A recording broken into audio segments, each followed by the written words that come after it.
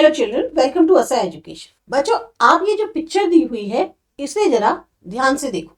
एक तरफ क्या दिखाई दे रहा है? एक छोटा सा बच्चा है जो स्कूल बैग की जगह क्या उठाए हुए? अपने हाथों में ईंटें उठाए हुए। वही दूसरी तरफ आपको क्या दिखाई दे रहा है? एक फैमिली दिखाई दे रही है जिसमें एक ओल्ड लेडी है जिसको उसके जो फैमिली मेंबर्स हैं वो कितना प्यार कर रहे हैं, इसीलिए वो स्माइल कर रही है। तो सोचो, ये हमारी सोसाइटी है। हमारी सोसाइटी की ही ये दोनों पिक्चर्स हैं। एक जगह जहां पर जो बचपन है वो कितना मजबूर है, और दूसरी तरफ जहां एक ओल्ड एज बुढ़ापा है वो सुरक्षित है। तो हमारा ये जो टॉपिक है चैप्टर का, ये मेनली सोशल चेंज है। सोशल चेंज का मतलब पता क्या है? ऐसा नहीं है कि सिर्फ नए मोबाइल मिल जाए, इंटरनेट मिल जाए या बिल्डिंग्स हो जाए। ऐसा नहीं है, ये सोशल चेंज नहीं होता। असली सोशल चेंज तब होता है जब बच्चे जो हैं वो इस मजदूरी से निकलकर स्कूल जाते हैं, या जो बुजुर्ग लोग होते हैं उन्हें अकेला छोड़ने के बजाय हम उनकी रिस्पेक्ट करें, उनका ध्यान दें, उनके ऊपर ध्यान रखें। समाज जो है वो अगर अपनी गलतियों को समझे और उनको समझने के बाद उसमें सुधार करे, इंप्रूवमेंट करे, तब जो है रियल में सोशल चेंज होता है। तो इस चैप्टर में हम यही देखेंगे कि ये जो चाइल्ड लेबर है वो क्यों होता है, उसका हम कैसे उसमें जो है बदलाव कर सकते हैं। एक चीज जो सबसे बड़ी इंपॉर्टेंट है, जो आपको याद रखनी चाहिए, कि समाज जो है वो अपने आप नहीं बदलता। मीन्स जो हमारे आसपास की सोसाइटी है वो अपने आप नहीं बदल जाती, लोग बदलते हैं, तब समाज बदलता है। तो चलिए अब अपने चैप्टर को शुरू करते हैं। सबसे पहले दिया हुआ है राइट्स ऑफ अ चाइल्ड।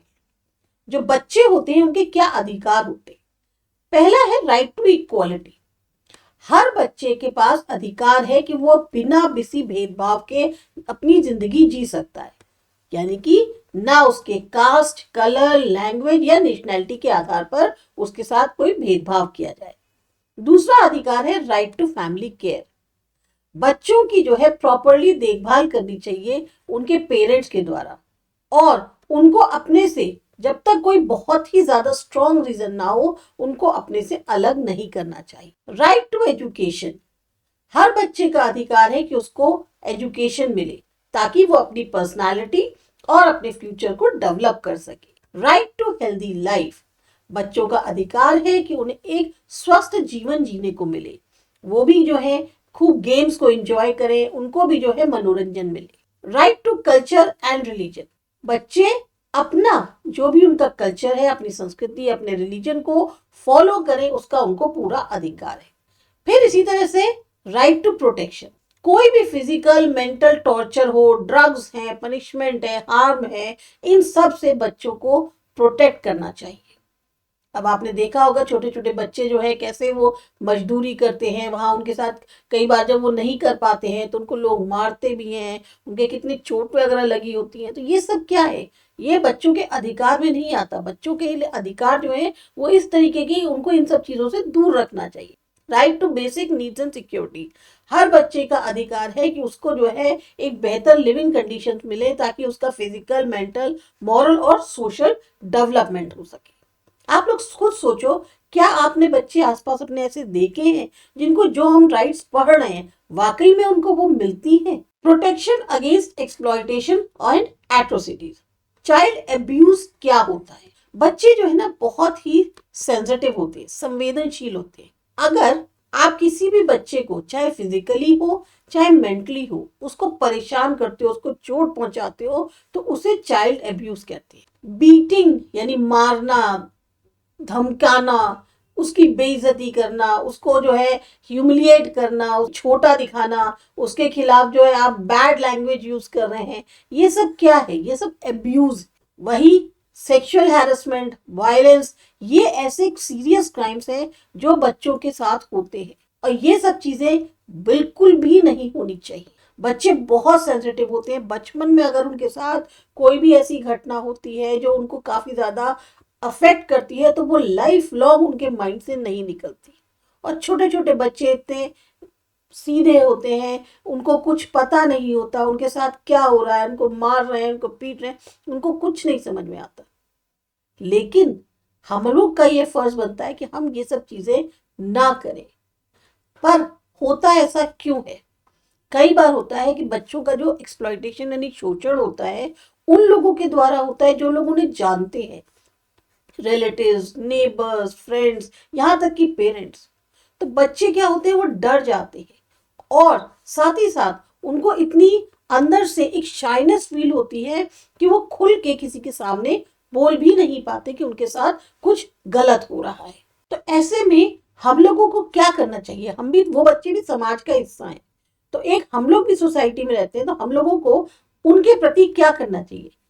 अगर आपने देखा तो आपको इमीडिएटली हेल्प करनी चाहिए। अगर हमें दिख रहा है कि उस बच्चे के इंजरी है या उसका एक बहुत ही अलग सा बिहेवियर हो रहा है, तो हमें फौरन उस चाइल्ड की मदद करनी चाहिए और मेडिकल केयर अरेंज करनी चाहिए। बच्चे को आप थोड़ा सा एनकरेज करें, बढ़ावा दें ताकि वो बोल पाए। पेरेंट्स जो हैं उनको बच्चे के प्रति अपना एक ट्रस्ट डेवलप करना चाहिए ताकि बच्चे जो हैं वो बिना डरे अपने पेरेंट्स से अपनी प्रॉब्लम्स को बोल पाए। ये बिल्कुल जनरल है, खाली उन्हीं बच्चों के साथ नहीं होता, ये हर बच्चे के साथ होता है कि आप, कई बार होता है जैसे पेरेंट्स ने डांट दिया आपको, आपको ये डर है कि अगर मैंने कुछ गलत कर दिया तो मेरे को पेरेंट्स डांटेंगे, तो क्या करते हो? आप छिपा जाते हो। या आपके साथ कुछ परेशानी हो रही है, आप डर के मारे नहीं बोल पा रहे कि भाई पेरेंट्स हमको डांटेंगे। नहीं, बच्चों को भी अपने पेरेंट्स पे एक ट्रस्ट होना चाहिए, पेरेंट्स को भी बच्चों में ट्रस्ट बिल्डअप करना चाहिए ताकि आपस में जो प्रॉब्लम्स है उनको वो बिना डरे बोल पाए, शेयर कर पाए। लीगल स्टेप्स जो है वो लेने चाहिए। अगर गिल्टी पर्सन है उसको पनिशमेंट दिलाया जाए, उसने अगर गलत काम किया है तो उसके लिए लीगल एक्शन लेना जरूरी है। Show care and support. एक बच्चा जो अब्यूज उससे सफर कर रहा है उसको ब्लेम मत करो, उसको इग्नोर मत करो, उनको बहुत प्यार, उसकी केयर करो, सिंपैथी उनके साथ उसके ट्रीट करो ताकि उनको भी एक फील हो कि हाँ, हमारे को हर वक्त जो है मारा पीटा ही नहीं जाता, हमें बुरा भला ही नहीं कहता, हमको भी लोग प्यार कर सकते हैं, हमारी केयर कर सकते हैं। चाइल्ड लेबर जो है वो एक वर्ल्ड वाइड प्रॉब्लम है। 14 साल से कम उम्र के जो बच्चे हैं वो पैसों के लिए काम करने लगते हैं, वही चाइल्ड लेबर कहलाते हैं। इंडिया में सबसे ज्यादा चाइल्ड लेबर आपको मिलेंगे। यहाँ बच्चे hotels, factories, construction sites, shops, garage, farms, जो ईंट के भट्टे होते हैं वहां पर काम करते हैं।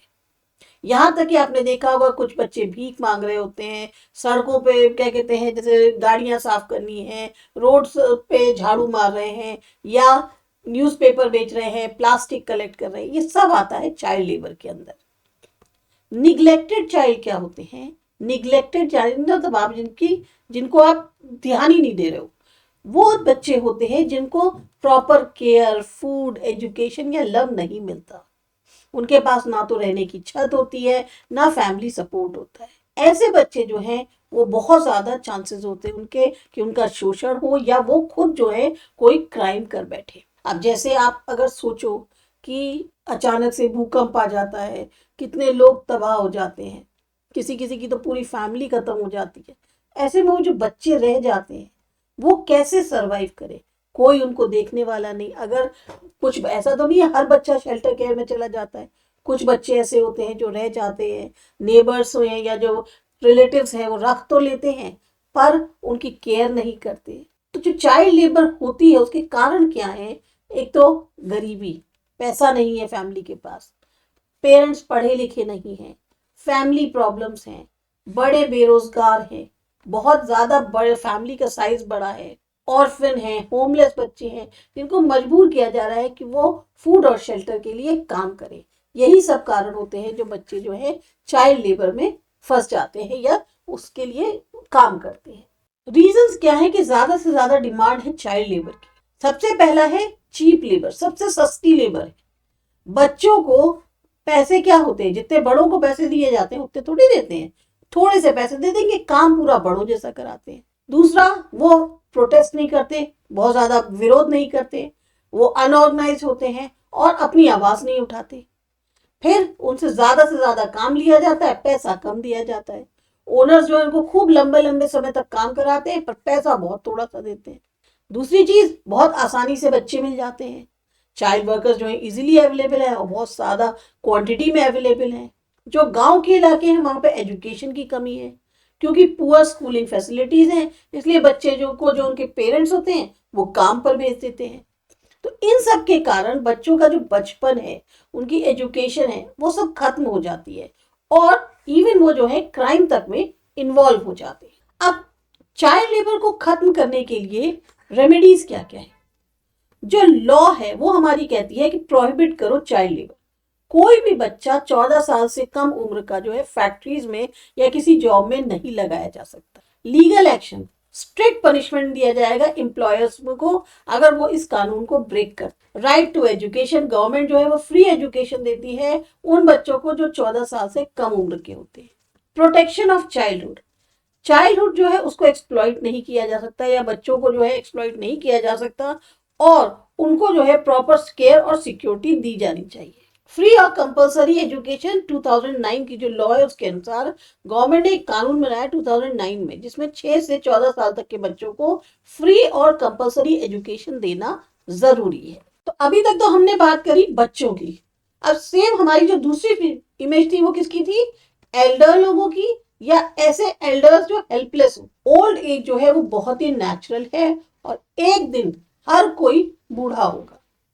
तो सोसाइटी को जो है इस चीज का केयर करना चाहिए कि जो बुजुर्ग लोग हैं उनको ध्यान रखा जाए, उनकी जो है वेल बीइंग के लिए आप लोग केयर करें, उनको देखभाल करें। बेटर मेडिकल फैसिलिटीज के कारण जो एवरेज एज है इंडिया की वो काफी अब बढ़ी है। जो नंबर है एल्डरली लोगों का वो बढ़ रहा है, तो इसी वजह से उनके जो सोशल और हेल्थ प्रॉब्लम्स हैं वो भी बढ़ रही है। एल्डर्स क्या प्रॉब्लम फेस करते हैं? एक तो सबसे पहले आजकल न्यूक्लियर फैमिलीज का जमाना है। सब लोग इंडिविजुअल, एक फैमिली, 2 बच्चे और उनके पेरेंट्स, माता पिता। जॉइंट फैमिलीज पहले होती थी कि सब जितने भी, मतलब जैसे अगर हम एक फैमिली हैं तो उसमें हमारे भाई बहन भी हैं, उनकी फैमिली भी साथ में रहती है, हमारे पेरेंट्स भी साथ में रहते हैं, तो ऐसे में पूरे परिवार की केयर हो जाती थी। अब न्यूक्लियर फैमिलीज होने के कारण केयर और अटेंशन कम हो गई है। कुछ एल्डर्स ऐसे हैं जिनको ओल्ड एज होम भेज दिया जाता है। जिस फैमिलीज में वो रहते हैं वहां उनको अगर रिस्पेक्ट नहीं मिलती है, इमोशनल सपोर्ट नहीं मिलता है, तो उन लोगों के लिए इतनी मुश्किल हो जाती है कि वो लोग जो है फिर ओल्ड एज होम में रहने के लिए मजबूर हो जाते हैं। गवर्नमेंट ने क्या स्टेप्स उठाए हैं एल्डरली वेलफेयर के? जो नेशनल पॉलिसी थी सीनियर सिटीजन के लिए 1999 में, उसके अकॉर्डिंग पेंशन स्कीम जैसे national old age pension scheme या अटल पेंशन स्कीम ये स्टार्ट करी गई। एक्स्ट्रा इंटरेस्ट बैंक्स या पोस्ट ऑफिस में सीनियर सिटीजन के लिए। 30 to 50% कंसेशन बस, रेलवे और एयर टिकट्स में। ओल्ड एज होम्स जो है वो डिस्ट्रिक्ट्स में खोले गए हैं। 1 अक्टूबर को सेलिब्रेट किया जाता है वर्ल्ड एल्डरली डे के तौर पे। लॉ जो बनाई गई 2007 में वो थी कि एल्डर्स को प्रोटेक्ट किया जाए डोमेस्टिक वायलेंस और अब्यूज से, और बच्चों को जो है रिस्पॉन्सिबल बनाया जाए कि वो जो है अपने पेरेंट्स की देखभाल करें। जैसे जब आप छोटे होते हैं तो आपके पेरेंट्स आपकी देखभाल करते हैं, तब आप जाकर एक काबिल बनते हैं कि आप अपने पैरों पर खड़े हो पाए। सेम कहते हैं कि बच्चा और बूढ़ा जो है वो एक समान होता है। जैसे बच्चों को जरूरत होती है केयर की, सेम उसी तरीके से बूढ़ों को जरूरत होती है। तब यही जो बच्चे हैं जिनकी केयर करके आज उनको इस काबिल बनाया, उनकी जिम्मेदारी बनती है कि वो उन पेरेंट्स की देखभाल करें जिन्होंने उनको इस काबिल बनाया। तो ये जो है आपका एक टॉपिक था सोशल चेंज चैप्टर से। आपको अच्छा लगा, समझ में आया? सब्सक्राइब करिए आसा एजुकेशन।